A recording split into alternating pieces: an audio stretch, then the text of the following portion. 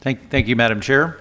It is important for the work of this and other committees to note milestones that have occurred in history and how they're relevant to our work.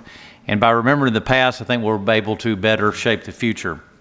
When the United States delegations, when we return home in just a few days, we'll be celebrating the 50th anniversary of the incredible achievement of the first landing of man on the moon.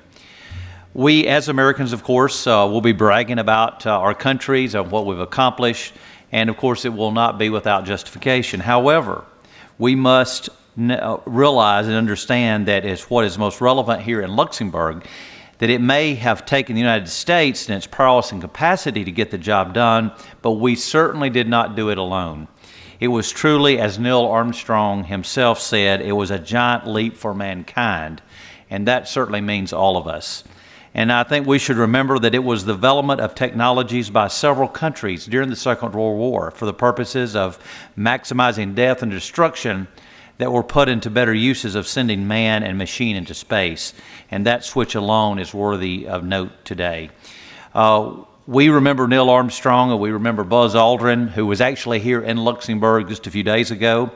And but also we should note Yuri Gagarin and all of those other heroes and cosmonauts and astronauts who risked and sometimes lost their lives in the competitive quest to get into space and onto the moon. Let us finally remember the Soviet effort, which actually claims many of the most important firsts in space exploration that was made possible, of course, by the people of Russia, but also by the people of Ukraine and Belarus and Georgia and Kazakhstan and probably other former Soviet republics, which are now their own OSCE states. Few may have nostalgia for the Soviet past, but all take pride in what their respective countrymen have contributed to this endeavor at that time. Just so many European countries are today proudly working with the European Space Agency to advance knowledge of space.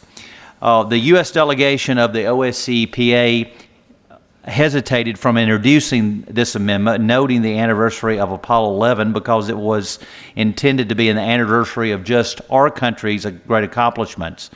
But it is something that we can all celebrate.